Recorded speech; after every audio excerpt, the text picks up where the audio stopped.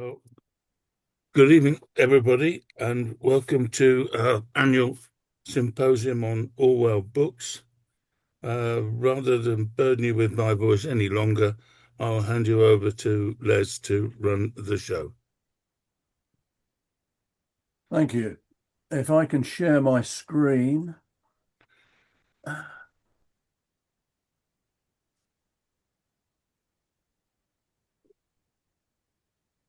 I hope that you can now see a page which says the books of 2025 and Orwell Society George Talk. I can see some heads nodding. Thank you very much.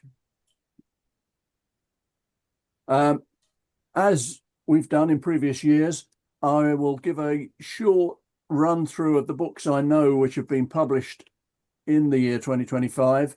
And then we have the privilege of three authors to whom we'll have a short individual conversation, one after the other, and then we'll return to a Q&A, as I'm sure they're all willing to participate and answer questions on their work.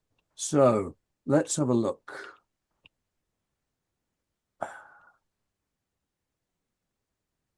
Yes, our speakers are Ken MacLeod, the author of A Juror for Julia, Angela Smith, the co-editor and author with Sylvia Top of the complete works of Eileen O'Shaughnessy, and Nathan Waddell, who's the editor of the Oxford Handbook to George Orwell and of his own work, A Bright Cold Day, a complete book on Orwell.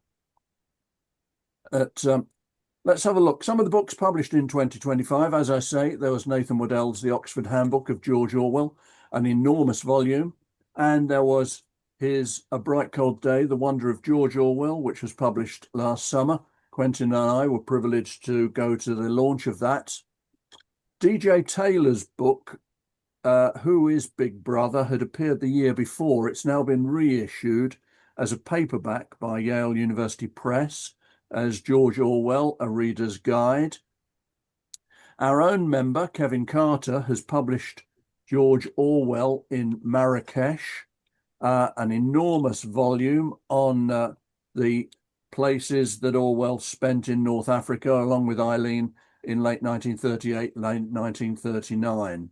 And if I could just interrupt slightly to say, I still have a few places left if anybody'd like to join us in November and see those sites for real.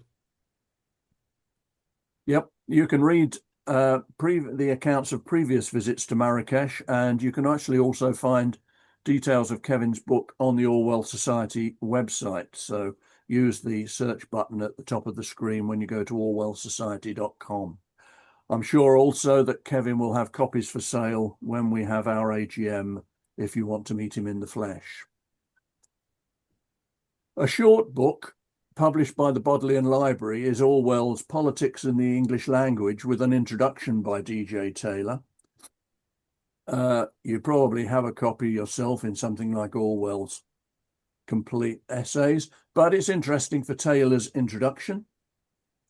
Last year, one of our contributors was the editor of a volume of short stories in the world of Yevgeny Zamyatin's We.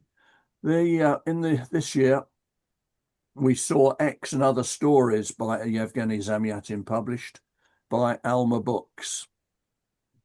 Published towards the end of 2025, as we've said, Sylvia Top and Angela Smith, or vice versa, Eileen O'Shaughnessy in her own words.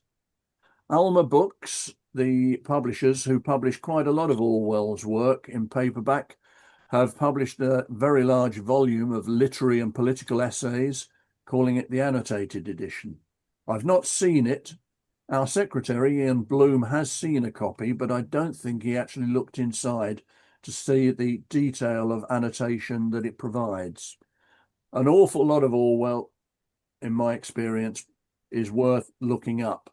The great parts of the 4-volume collected essays, Journalism and Letters, edited by Sonia and Ian Angus, lies in the notes that they added, and of course the annotations to the complete works of Peter Davison.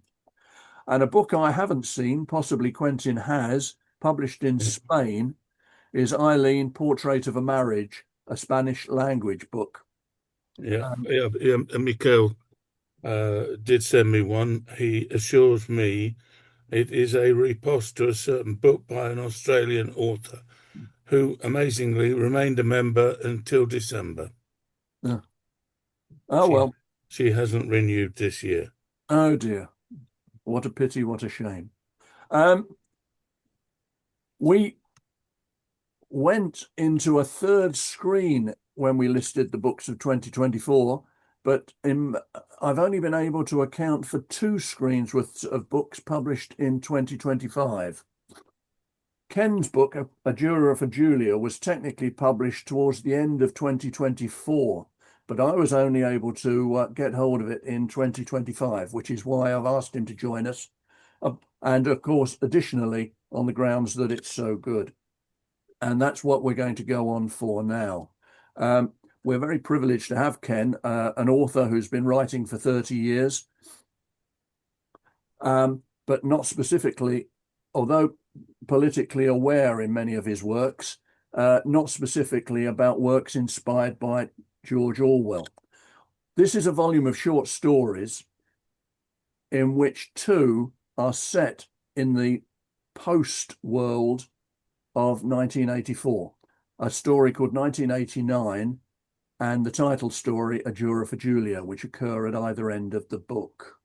Now, Ken's disappeared from my vision of who's here, but my first question is to Ken. It indicates how publishing has changed. That A Juror for Julia is published by a small press, and originally the first story appeared in something called Parsec. Now, this actually is Parsec in print. Parsec itself was an e-zine. Ken, has publishing changed much in your writing career, and has it changed massively from Orwell's time? Oh, well, whether it's changed since Orwell's time, it has changed obviously in some respects. It's not an area that I'm at all expert in. I have to say that some of Orwell's essays about the life and habits of writers ring true to me. And as anyone can see from my office behind me, writers are not very tidy or regular people often enough. In my own career, it hasn't.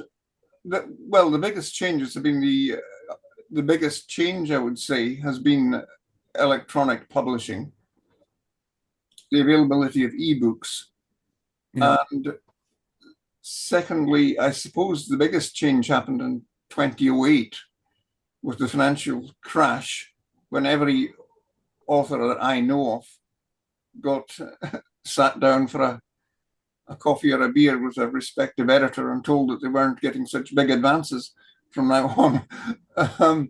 They were getting what is called a haircut. I think the proliferation of small presses, viable small presses, through the the wider availability of print technology has changed things. I don't think a press like Newcon Press would have been viable at the start when I started. There were, in science fiction itself, there were a lot of printed fanzines produced by local groups. And in fact, the first version of my story, that is called 1989, I wrote probably in 1990. In fact, I wrote in 1990 or 91, and it was terrible. But I sent it, first of all, I sent it to whatever science fiction magazines were going. And I think the editor of Interzone kindly suggested I try a local fanzine. So I tried a local fanzine and they turned it down. Oh. So that was the beginning of my serious writing career. My joke was that after that, all I could do was write a novel.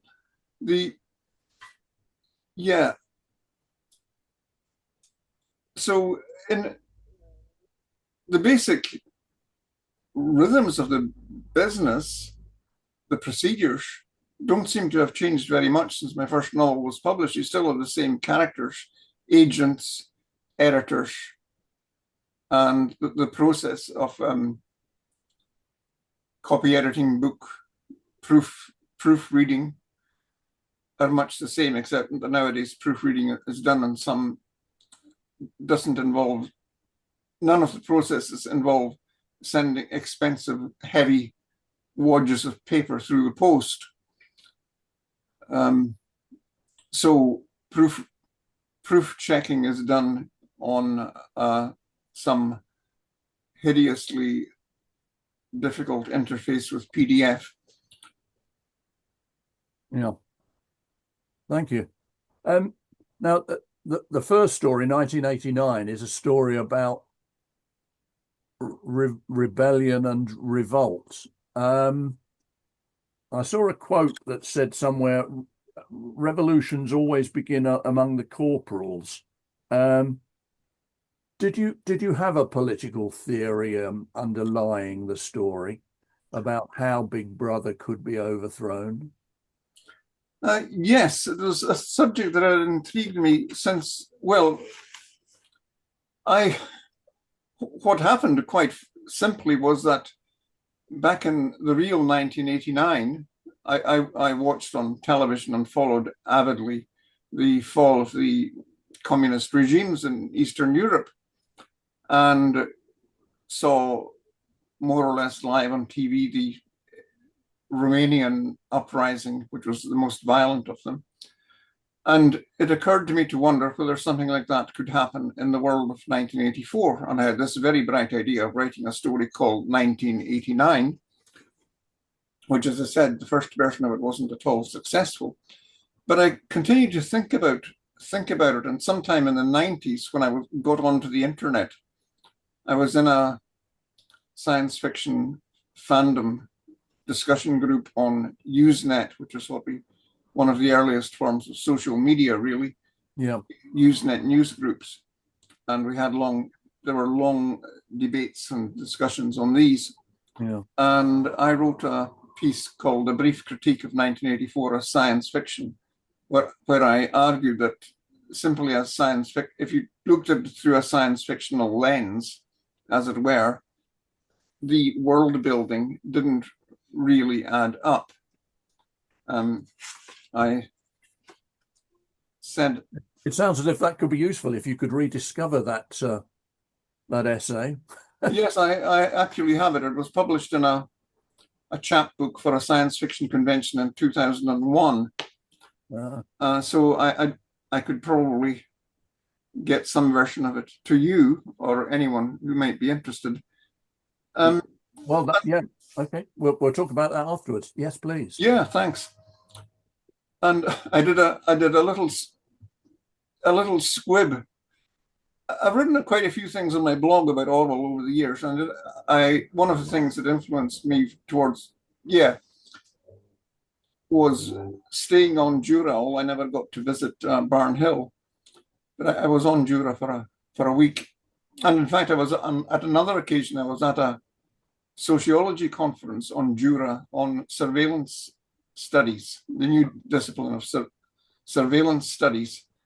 And we were in the hotel for a weekend, and sociologists were talking, and I was asked to give a talk about surveillance in science fiction.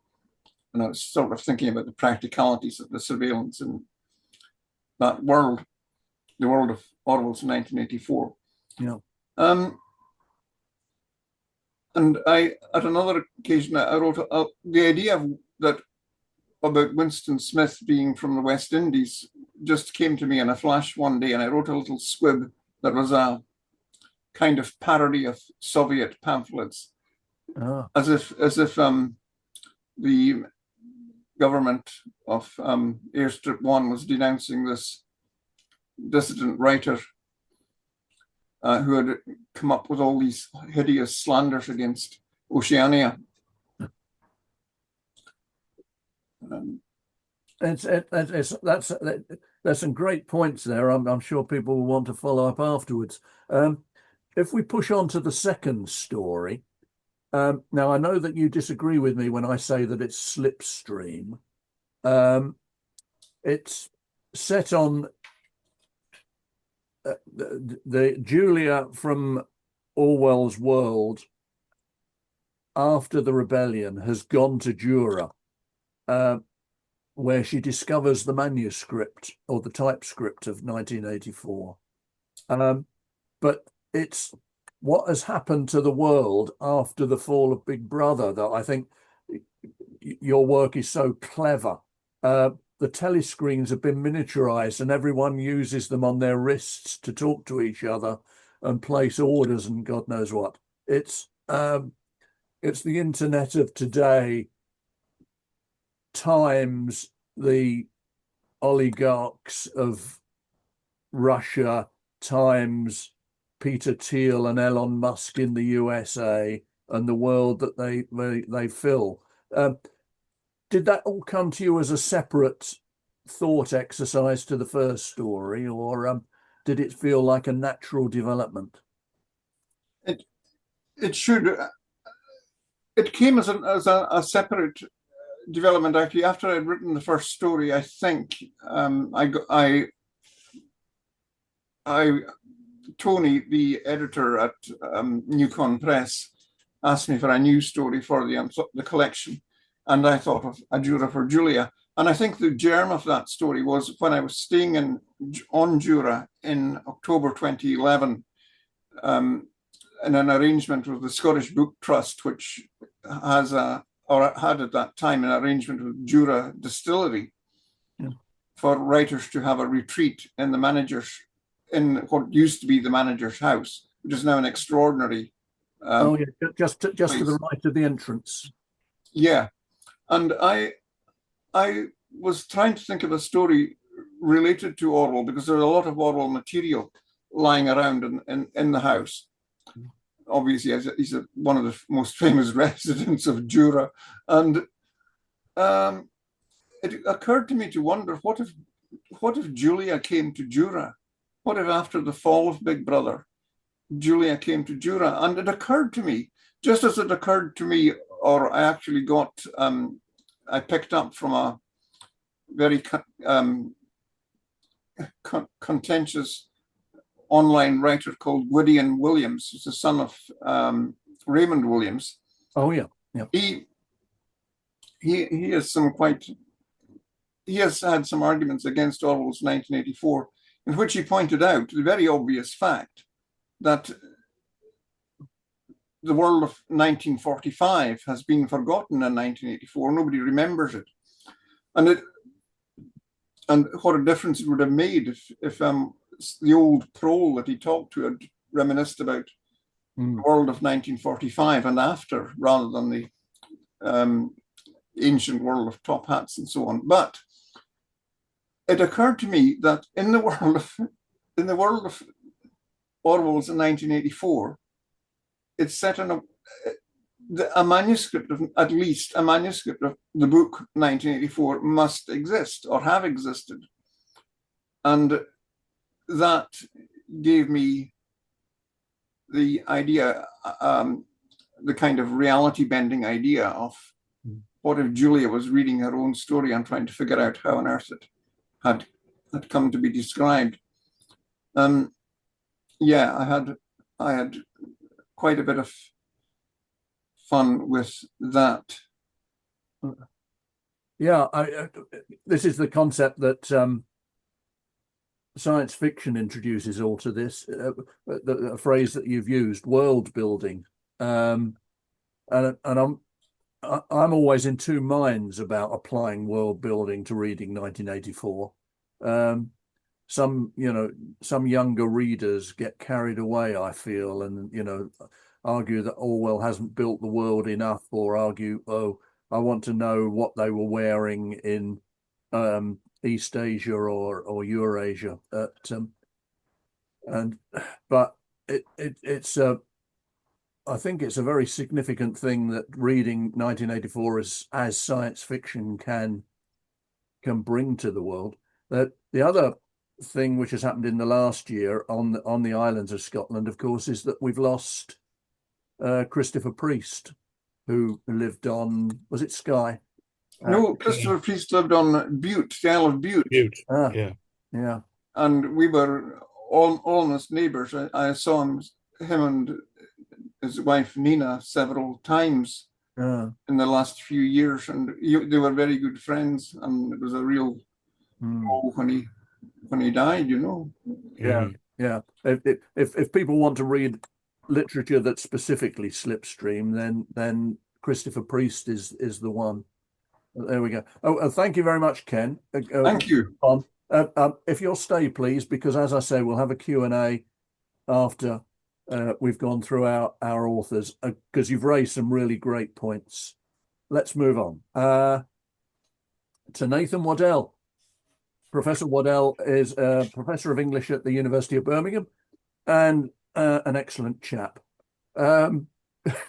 He's the author of the Oxford Handbook of George Orwell, 742 pages, I think, and almost 740 pounds, but not quite.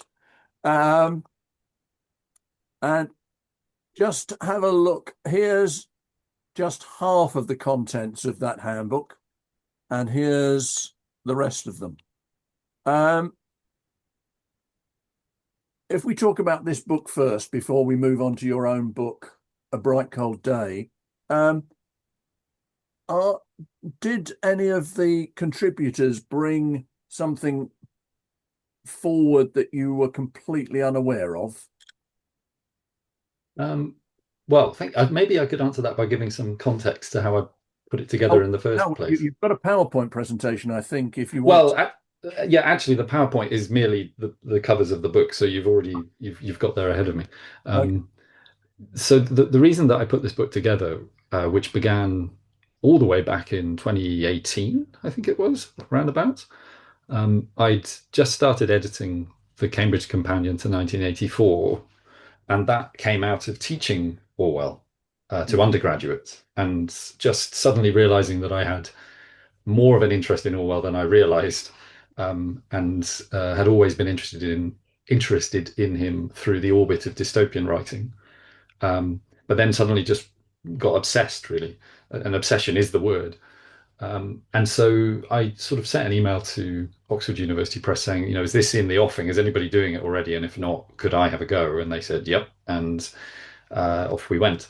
And it's a huge undertaking. And part of the reason for making it so big was that I wanted to make space, on the one hand, for topics that would be familiar and would be useful to people who didn't know Orwell's work so well.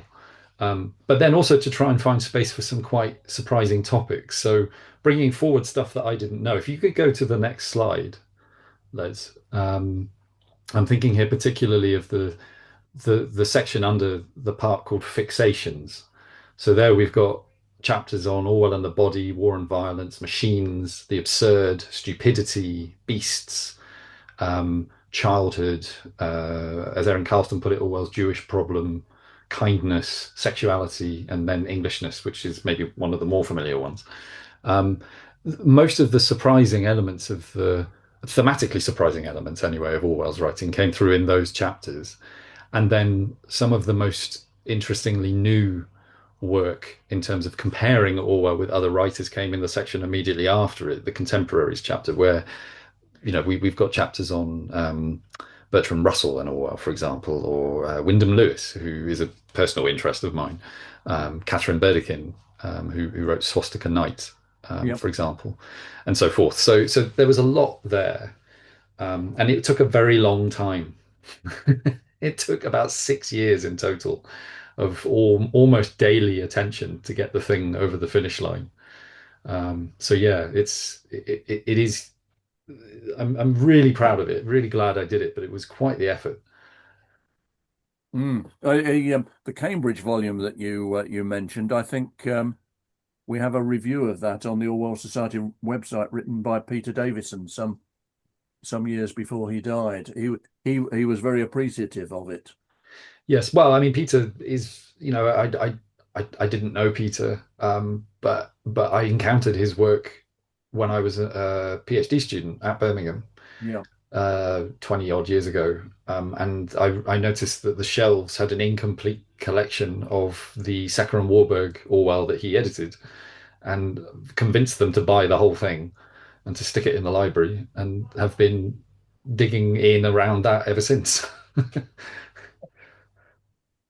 If would you say, just sort of like emphasizing the question I did ask, are there any of these which deal with anything which wasn't known at all really before, or did they simply expand? Um, well, Or is, yeah, sorry, carry I on. suppose it depends what you mean. If you mean archivally, Yeah. then probably not.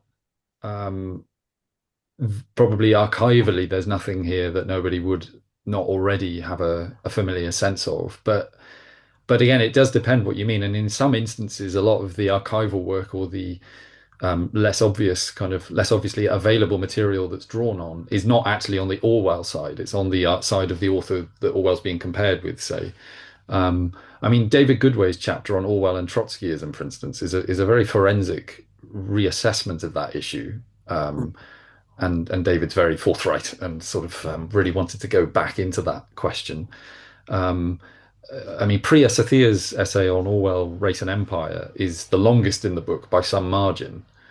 It's about, most of them were 7,000 words. I think that's about 10,000 words, and that's a very, very fine-grained response to Orwell's language throughout most of his work, and it just picks up stuff that isn't often talked about.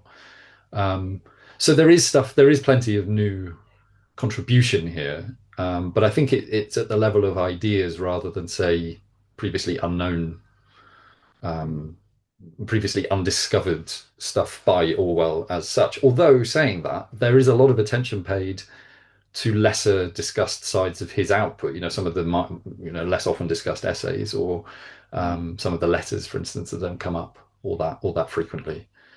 Even so, though, I would say that most of the core material that is focused on is probably the material that was available in the 4 volume collection that you already mentioned, the Sonia and Ian Angus one. Because I Yeah. noticed that when I was editing it, but of course by then it sort of, the moment has passed.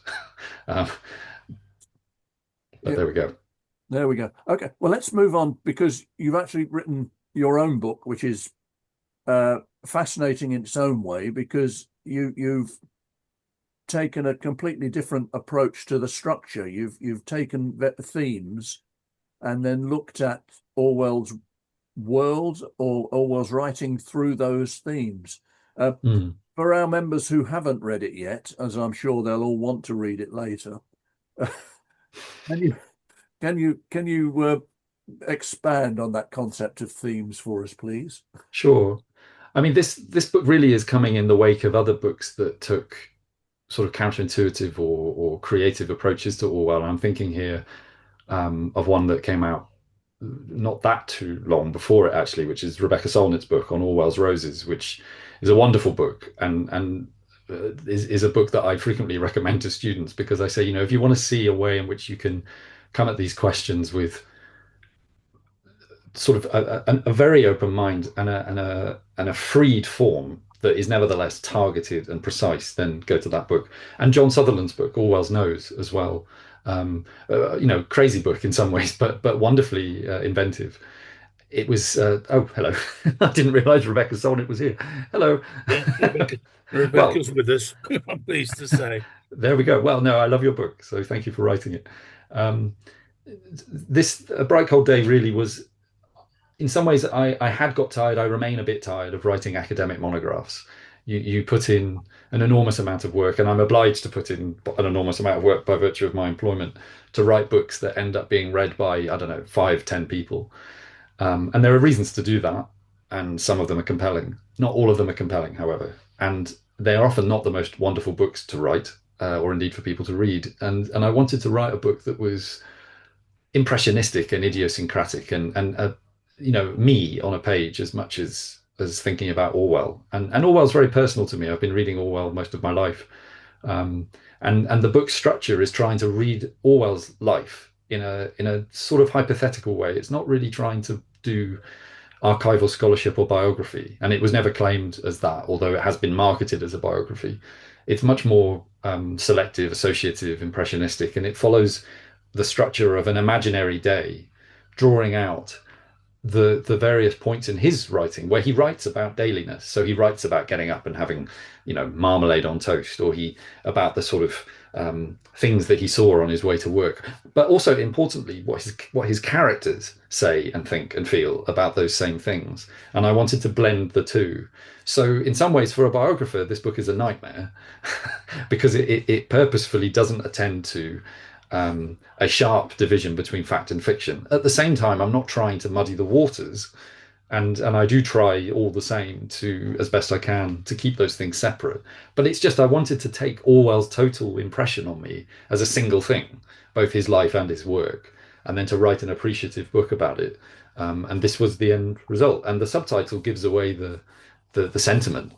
I remain kind of in wonderment and enthralled by his achievement, and that's what I wanted to convey through it. Now, you wouldn't be the first member of the English department at the University of Birmingham to turn to fiction. Had John Batchelor and David Lodge there before you. If you were to write your own novel, do you think it would be more inspired by George Bowling or by Winston Smith? Or Well, the character in 1984, possibly in all of Orwell, that I find most interesting is O'Brien. I've always been fascinated by O'Brien. And what you were saying about world building a moment ago was intriguing to me because I agree with you. Sometimes we ask the wrong questions of books. All the same, I would love to know. I would love to know a lot more about O'Brien. And this is why I find Sandra Newman's book, Julia, interesting because she gives so much. She creates a backstory for him that is really compelling. Um, so if were I to write a novel, and all academics, I think, are frustrated novelists, it would probably be more in line with the Winston Smith end of things. I do have an idea, but whether it will see the light of day, I don't know. perhaps you could collaborate with Ken. Well, yeah. I fear my children may keep me under lock and key for the time being. Okay, that's great. Thank you. Let's move on to Angela. We have Angela Smith. Hang on, you're at the University of Sunderland, aren't you? Tangentially. Not anymore. Only by email. She was brutally treated by them. Oh, that's happened. They axed English, basically. Oh, is that why you've had time? Anyway, with Sylvia Top, you have, I would say, written rather than edited the complete letters of George Orwell's wife, because as people will find, that I've written a very appreciative review, which is on the Orwell Society website. I think this is what the Victorians used to call a life and letters. So presumably a bit like Forster's Life of Dickens that Orwell had read, because what you do is we've got a complete life of Eileen in a biographical study with what remains of her writings interspersed amongst them, plus brilliant and detailed annotations explaining in some cases, the sense of what she means when she's not very clear. Is that how you approached it from when you were asked to start working with Sylvia? Did you begin in some other way? Well, obviously, Sylvia's biography of Eileen already has covered all and gone into a huge amount of very fascinating detail about Eileen's life and used quite a lot of the letters to illustrate that life. But this is how we came at it a different way, looking at her letters and what that could tell us. But obviously, there are so few of the letters. So having to write about the letters and the context of them became very important. Otherwise, it would have been a very short book. Yes. And this is another case of where, as it were, Eileen has been discovered during our lives. Those letters were only discovered and realized in the early 1990s and then published in the book The Lost Orwell, which itself was a major exercise. Peter Davidson had to he had to encourage somebody to found a publishing company to publish it, the Timewell Press.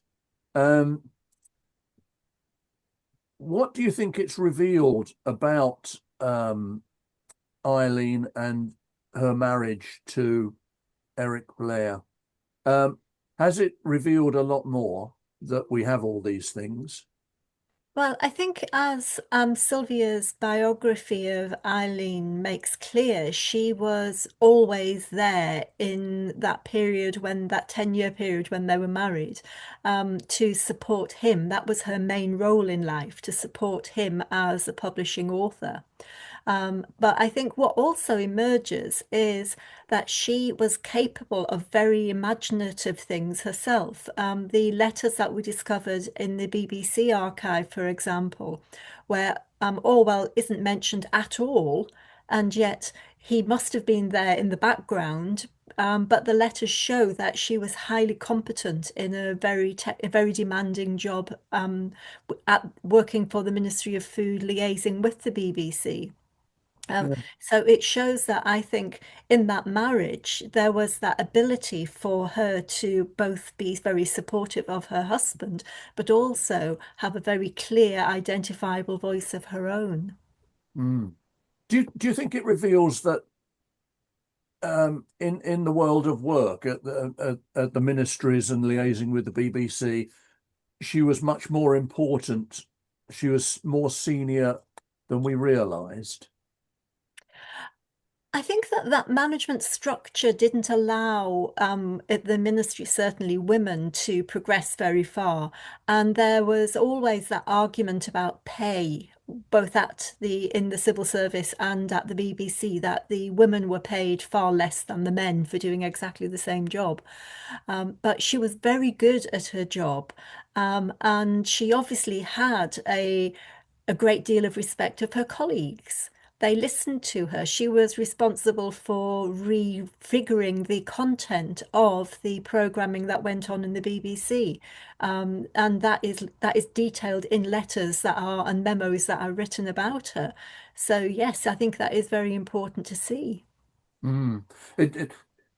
Because what's peculiar, I mean, there are, for instance, some recordings left of food front broadcasts in which Mabel Constant Duras plays Grandma Buggins trying to work through a recipe, but doing it at a dreadful snail's pace because that was what was thought to be required for people to be able to write it down and write down the details. It gives a false impression, I think, of the sharpness of Eileen's wit and intelligence, which went on in actually the planning and the construction of the food front. That Mm. you hear Grandma Buggins, if you're not careful, you can think that's Eileen's voice as well. And her voice was completely different. She was able to use someone else. One of the things that Mabel Constantinos was very well known for was her dexterity, her verbal dexterity, and she was very well known for playing 6 or 7 different characters in the same broadcast. So it's not entirely clear if there was more than just Mabel in the studio at any point. But one thing that is really interesting about the kitchen front broadcasts is the way that they were constructed. And this is where Eileen comes into it as well, because they change how we listen to broadcasting. They are informative, but they're also entertaining. And these are the first broadcasts the BBC produce which do both. Previously, they had been either entertainment or educational. And this is the first time you find a broadcast from the BBC that does both. And Eileen is central to what's going on there. That's a really great point because, of course, Orwell and a small number of his colleagues were going to do something similar. In in effect, found the Open University based on the University of Calcutta curriculum in their broadcast to India in Orwell's second year at the BBC. So what you've actually got a married couple in two very different areas, both doing fantastically forward things. Absolutely, yes. And the fact that they do hold up Kitchen Front as being this pioneering form of broadcasting is really important when we actually see that this has this link with the Orwell Blair family. Yeah. If we go back to 10 years or 5 years before that, in the mid 30s, when Eileen was running her secretary, well, it's more than a secretarial agency. Do you think we'll find that she, in the way those letters were found, do you think we'll ever find works on which she'd rewritten so much that she became the co-author? Well, that is anecdotally what happened. And I'm sure that there are more letters out there. There may be more letters buried in the National Archive. When I contacted them asking about their kitchen front letters or Ministry of Food letters, they couldn't find anything, but I'm fairly sure that somewhere in there will be more letters from that 1940s period of Eileen's life. It's just a matter of someone having the time to go through everything that is on record. And though the fact that we know she was in the 1930s rewriting huge amounts of stuff that she was typing up for people is again something that we possibly will find later on. Me going back to 21st century stuff, I'm still waiting for people to come up with Barack Obama's corrected papers from his time working at Chicago University, because I'm fairly sure they exist. But I think even something as recent as that is difficult to find. So going back 150, 100 years is actually quite, again, a challenge. Mm. Well, we've got Nathan. Nathan, do you think that this is something that you can direct students towards? Are they very willing to do research in archives, or is there any funding which will allow allow them to do that sort of work? Well, this is the question. Yeah, I mean, they're usually more than interested to do it.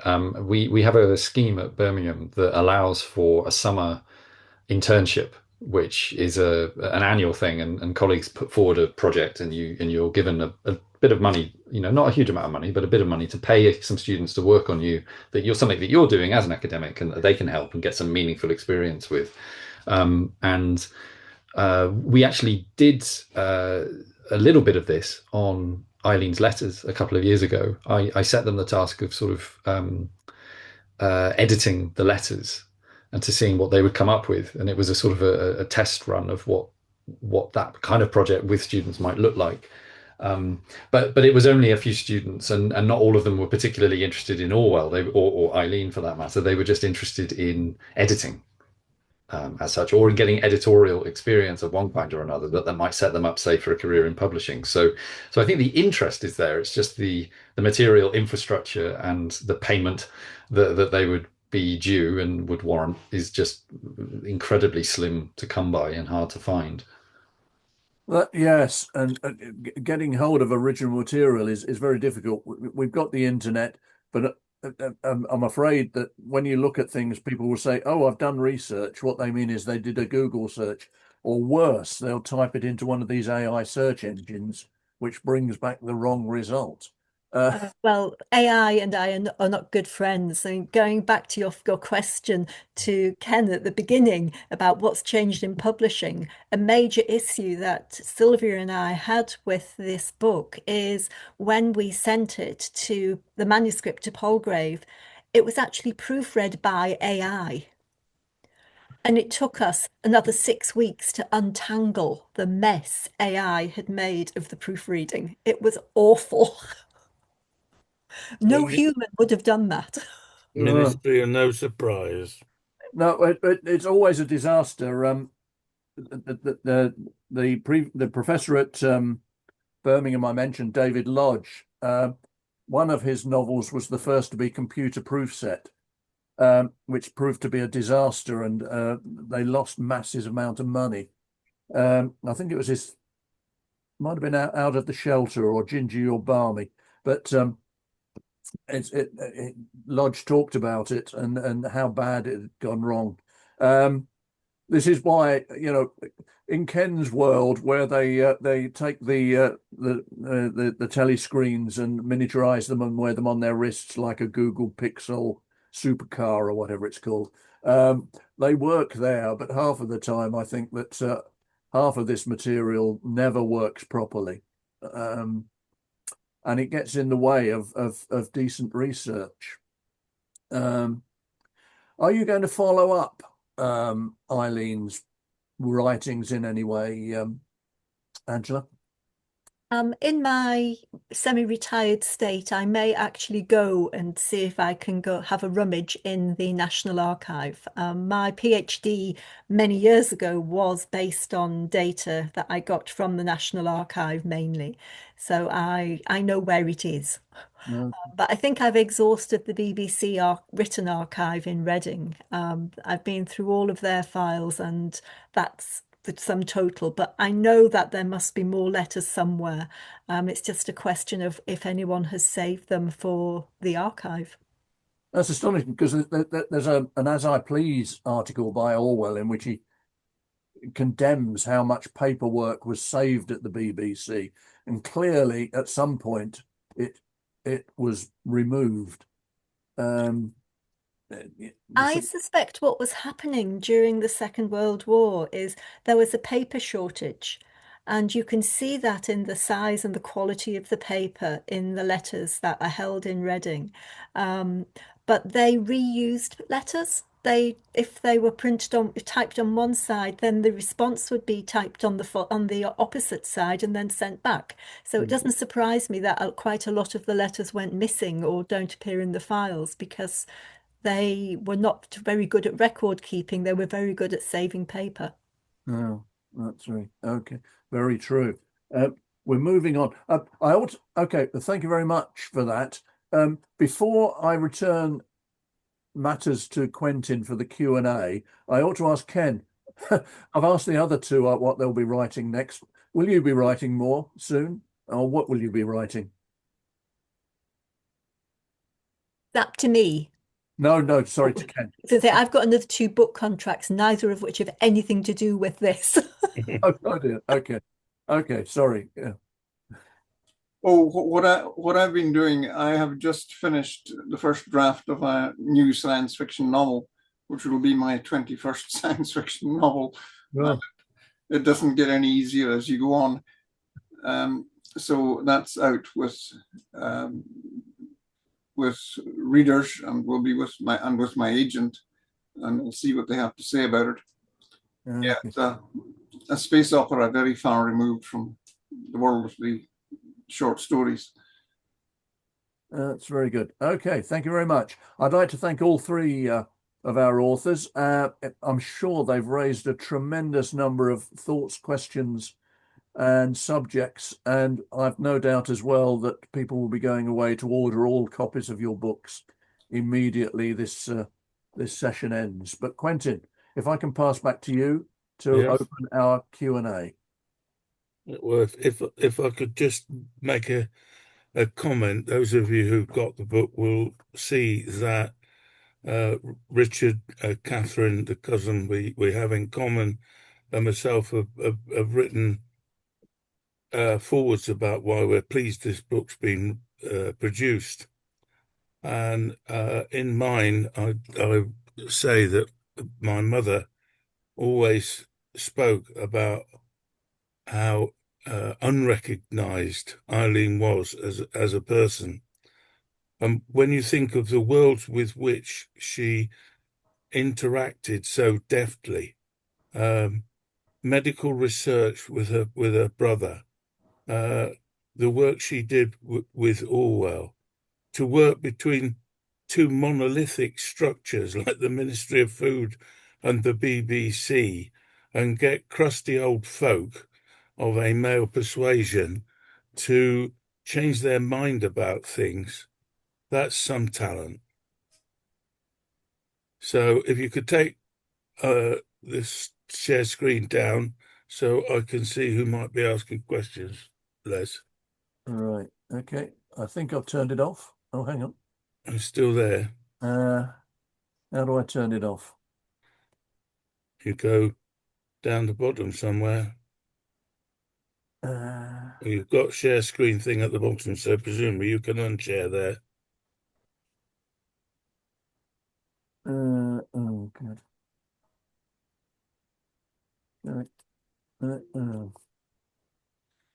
I apologize for this. I've got a button that says share. I don't have a button that says unshare. You are screen sharing. Hang on. Right. Can you try clicking the share button again, Les? Yeah, it just brings up the what I've got on my screens. Content only background. Oh, good. I apologize for this. Hang on. I've now got a stop share. There we go. Hey, very good. Well, Felicia Nimai, please. Am I unmuted? You are unmuted. Glad to hear that. Okay, I was very interested in the person who said he thought O'Brien was the most interesting person and wanted him to know more about him. And in connection with this, I want to bring up something that a student of mine mentioned when I was teaching 1984, a couple of years ago, with the passage, where O'Brien comes to Winston in the Ministry of Love, and Winston says, "They've got you too," and O'Brien says, "They've got me a long time ago." The student said, "Does that mean O'Brien was like Winston once?" I thought that was extremely unlikely, but I was curious what other people would think about that. That is, that O'Brien was someone who had been caught, who had been tortured, and who then became a member of the thought police. After all, inter-party members could be subjected to this too, so that's not really the problem. Anyone think this is likely?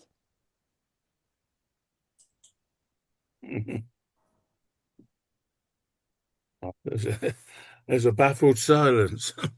I mean, I could offer my view, which is that I think he's, unlike Winston, was never caught, but was a willing accomplice, and that remark is a sort of guilty admission of compliance.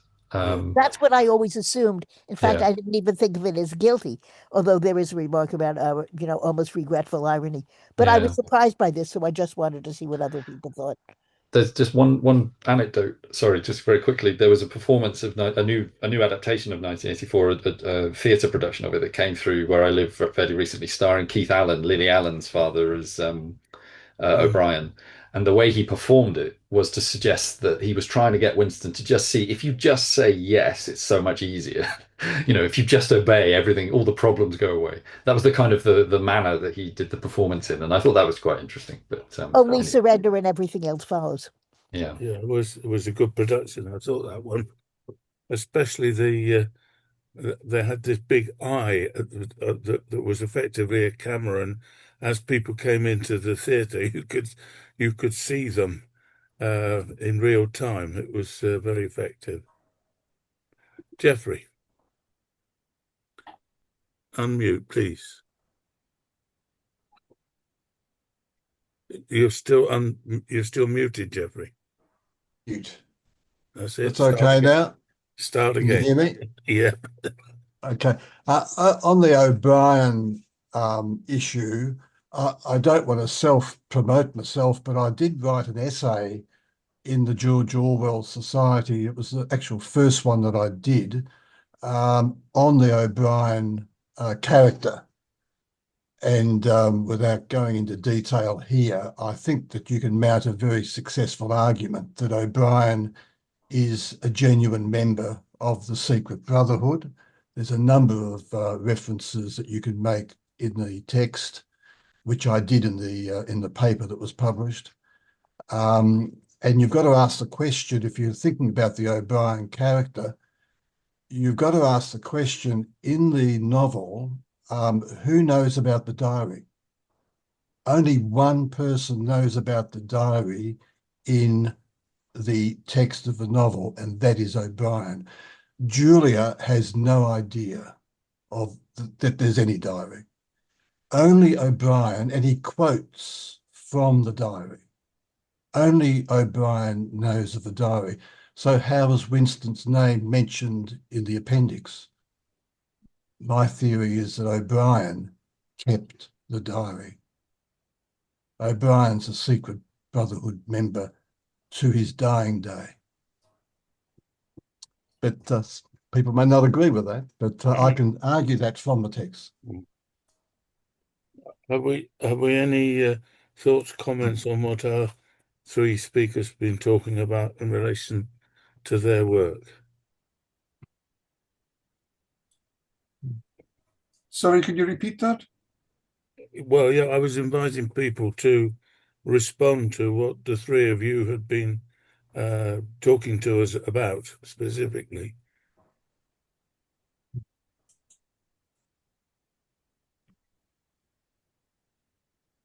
Wow, an amazing thing, because they were excellent contributions.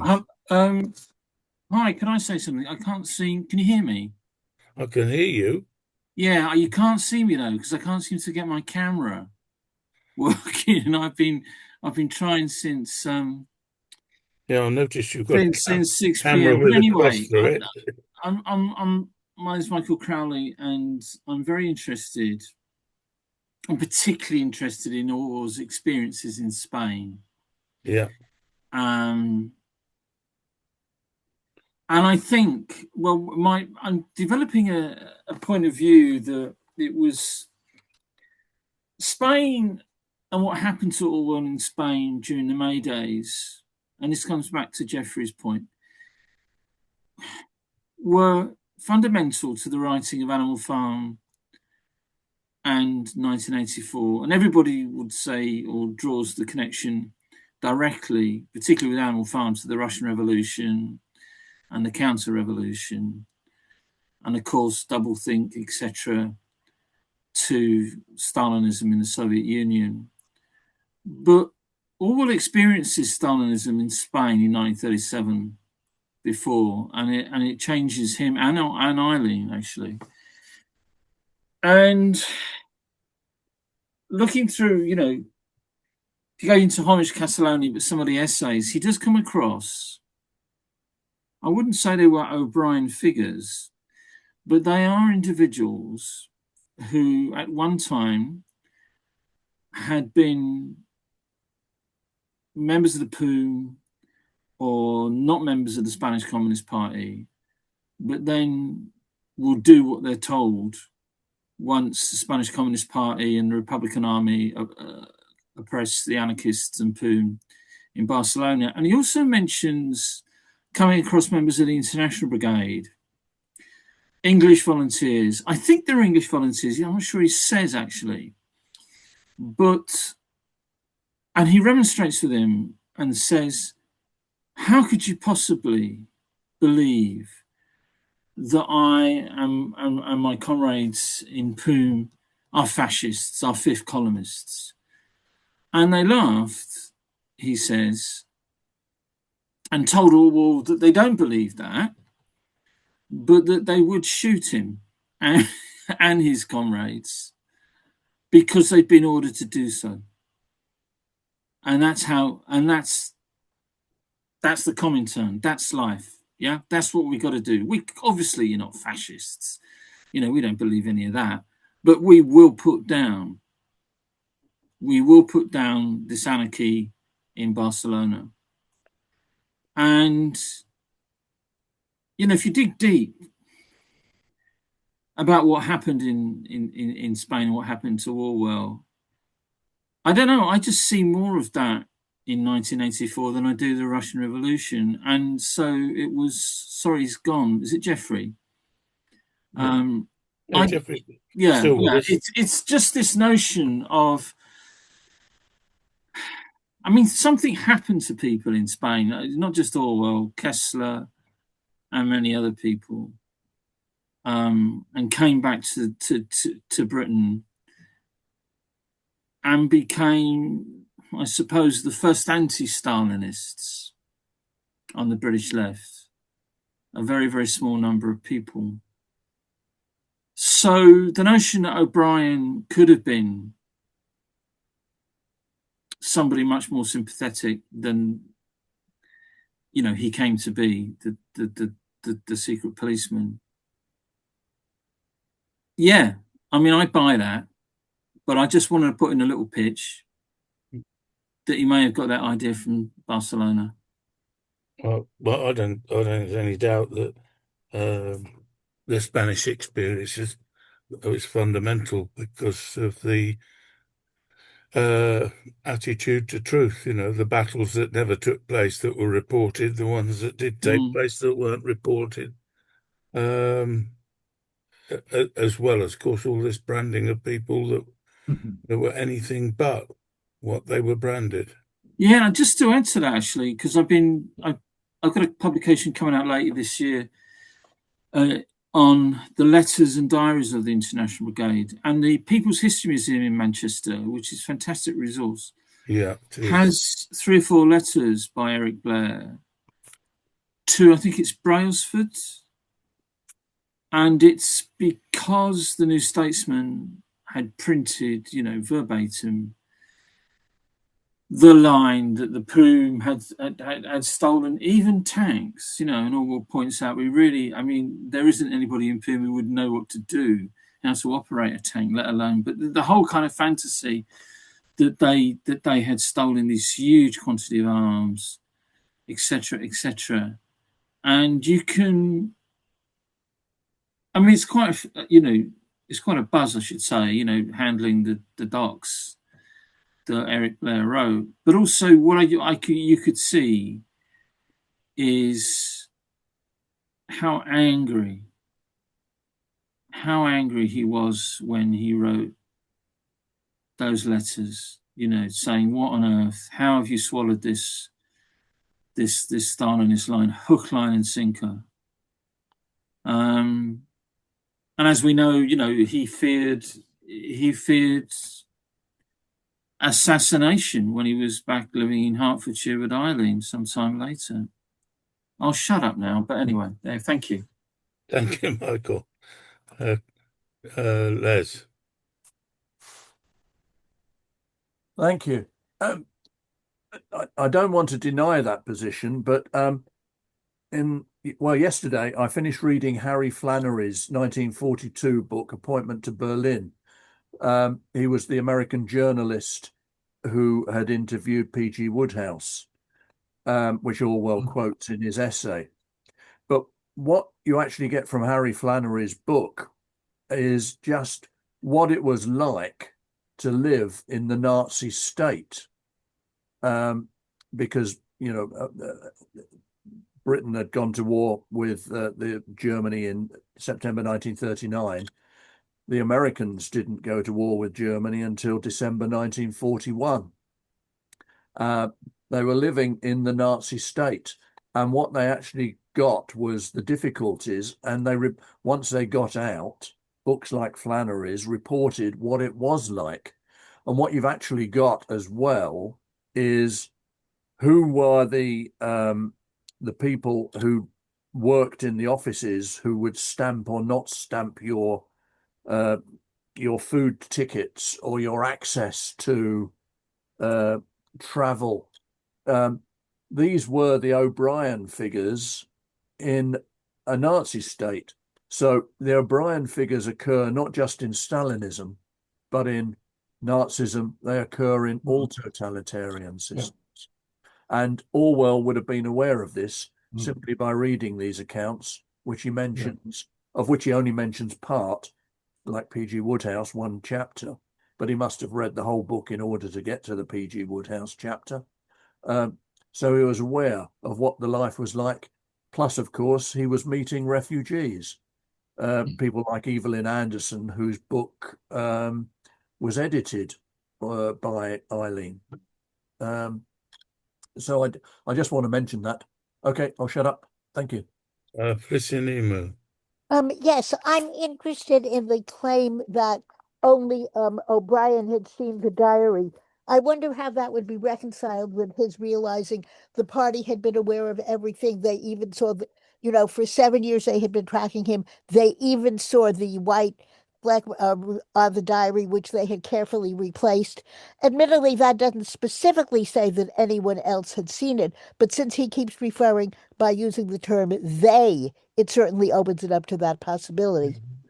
Yes, yes. So I wonder how the person who thought that only O'Brien had seen the diary would feel about that.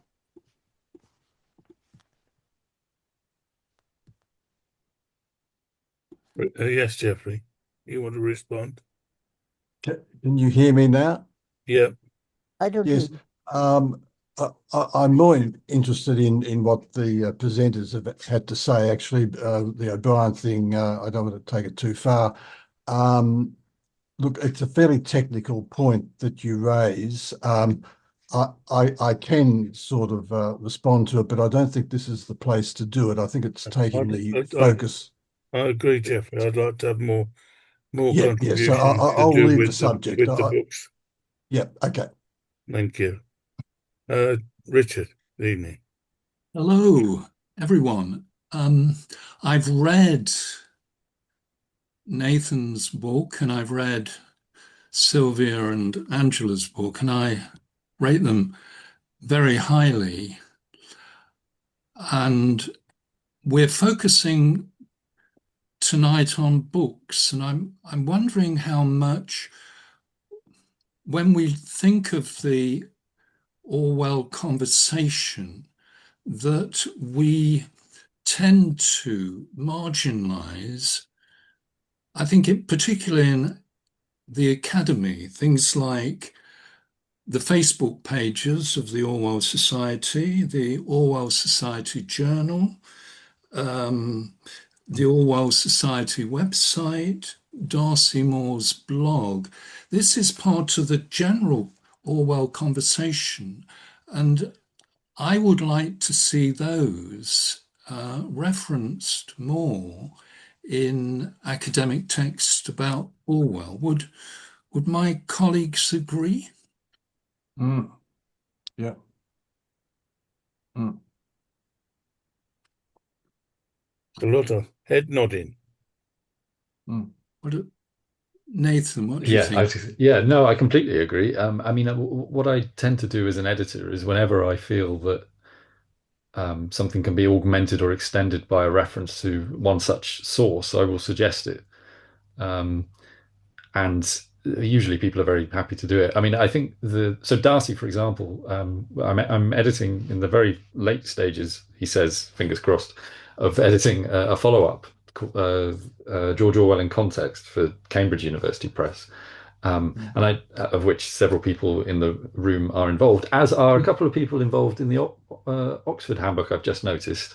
I've just seen some of the names. So Anna, for example, is in that, and there was someone else as well. I can't remember. People's cameras are coming on and off. Well, you obviously, but then other people too. Peter Marks as well. Darcy's in that book. You're in that book. And Darcy's research has come up a fair bit in other essays there. It seems to me that there's a divide, and an interesting divide as opposed to a problematic one. A lot of people writing in the academy about Orwell are not primarily interested in biography, whereas a lot of writers who are not part of the academy, but nevertheless, authoritative, are more interested in biography or biographical interpretation. And it seems to me that the most interesting biographical work on Orwell is being done outside of universities. And so that may be one thought that might account for at least some of that. Which is not to say that they shouldn't speak more to each other, because I think they should. But that seems to me to be some of it, some of the reasoning anyway that is coming through. Because I don't actually do any sort of teaching anymore, having been decided that having the University of Sunderland deciding that they weren't going to teach English and didn't need a professor anymore, I came to write about Eileen through a project that I ran with the City Council in Sunderland called the Rebel Women of Sunderland, which is about highlighting a more feminine approach to the heritage of Sunderland, the remarkable women attached or relating to Sunderland in some way. And that's where Eileen came in. And that is based on, that was done initially in 2019, then 2020, 21, 22, everything was done online. And the legacy of that is a website which contains references to, or the images for all of those women, because each woman was given a portrait, and that's the portrait which is on the cover of the book that Sylvia and I have just edited. And that is online on a website that the City Council manages. And that has layers of information in it, which have hyperlinks to different relevant places, because it was intended when I took it over to be a resource for schools. So it does have links to various postings on the Orwell Society website. Very good. Thank you. Any more questions, comments? Well, Nathan's got childcare responsibilities. What I was just about to Upon say. him. Yes, thank you everybody for listening, and thank you for giving me the opportunity to speak. But I have to go and take over looking after our 5 and 8-year-old from my wife. So I think if everybody could unmute, let us thank all the speakers.